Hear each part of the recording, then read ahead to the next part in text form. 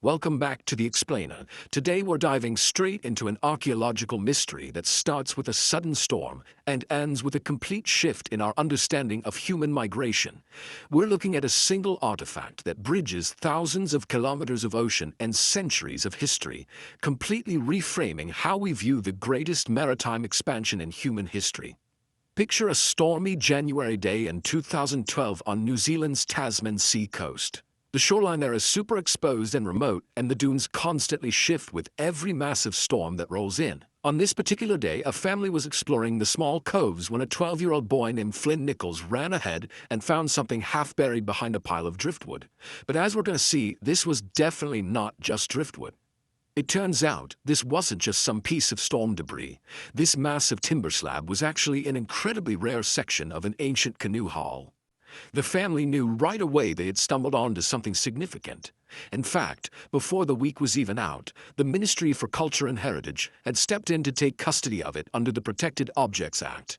What that storm had exposed was a hull section over 6 meters long, crafted from a single dense piece of native New Zealand mate wood. Now you might be wondering, how on earth does an organic piece of wood survive for 6 centuries in a coastal environment? Normally, wood rots away in mere decades out there. Well, the heavy, wet sand actually displaced all the oxygen, creating a perfect natural time capsule. Because it was buried quickly and deeply in this anaerobic environment, it was completely protected from bacteria, fungi, and the mechanical stress of wetting and drying. The radiocarbon dating here builds a really fascinating timeline. You see, scientists didn't just guess the age. 3 independent radiocarbon labs, 2 in New Zealand and 1 in the US, analyzed it. They found that the Matai hull timber dated back to between 1226 and 1280 CE, but the doTERRA bark used to seal the gaps dated later into the early 1400s, meaning this wasn't a brand new ship when it was buried. It was a working vessel that was maintained, repaired, and recaulked over decades of active use before its final voyage around 1400 CE. Section 1. Secrets of the Anaweka Waka.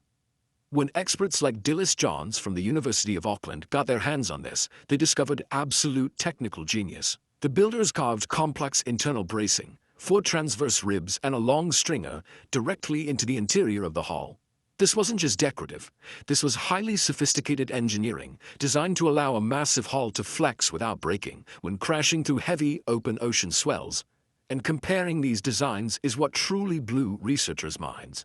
The Anaweka vessel used a much older construction tradition specifically meant for crossing open oceans.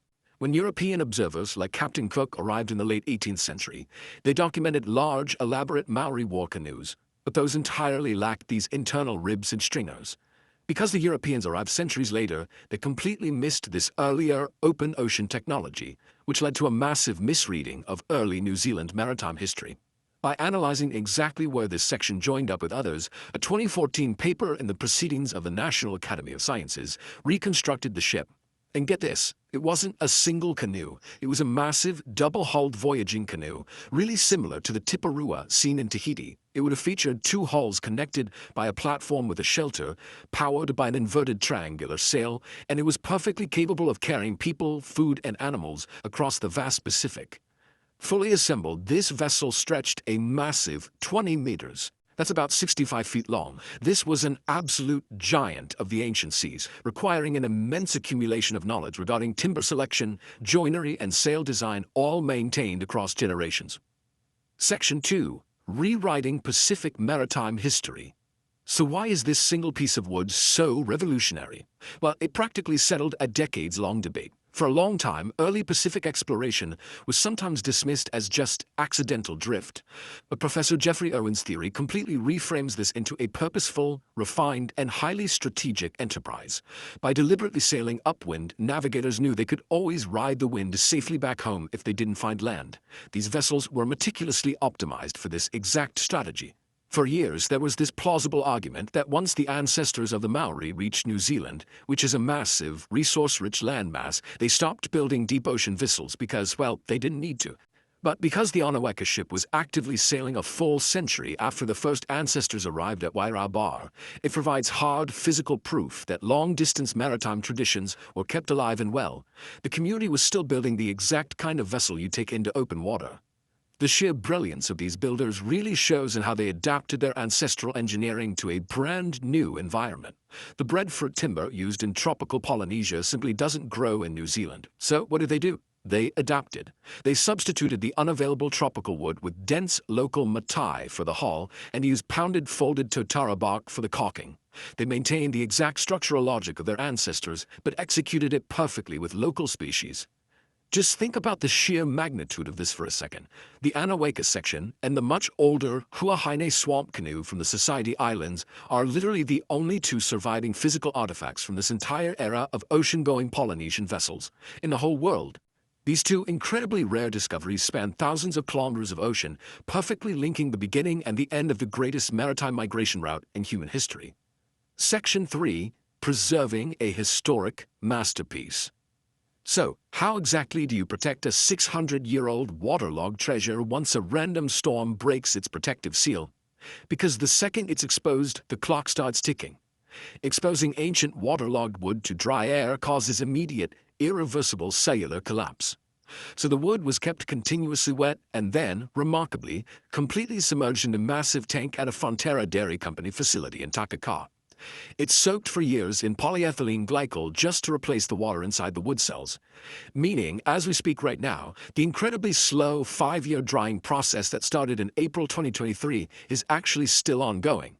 During all this painstaking conservation, researchers closely documented something absolutely amazing on the hull: a deliberate, confident carving of a sea turtle in raised relief. Now, this motif is deeply associated with long-distance navigation in tropical eastern Polynesia. It is incredibly rare in traditional New Zealand Māori carving. This wasn't just some casual scratch, it was a contemporary mark carrying deep, symbolic meaning for the builder. It perfectly captures the mindset of the people who built it. Facing outward toward the water, the turtle represents a living connection to the island world from which their ancestors came. It paints this beautiful picture of a community that had reached the absolute edge of the Pacific, yet never once stopped looking out at the horizon. Plans are actually underway right now to permanently display the Anaweka Waka in a purpose-built facility back in Golden Bay, keeping it close to the descendants of the people who originally built it. I really hope this explainer has shown you just how much a single, carefully preserved artifact can teach us. It completely transformed our understanding of ancient navigation and engineering. And honestly, it leaves you wondering, what other incredible secrets is the Earth just waiting to reveal?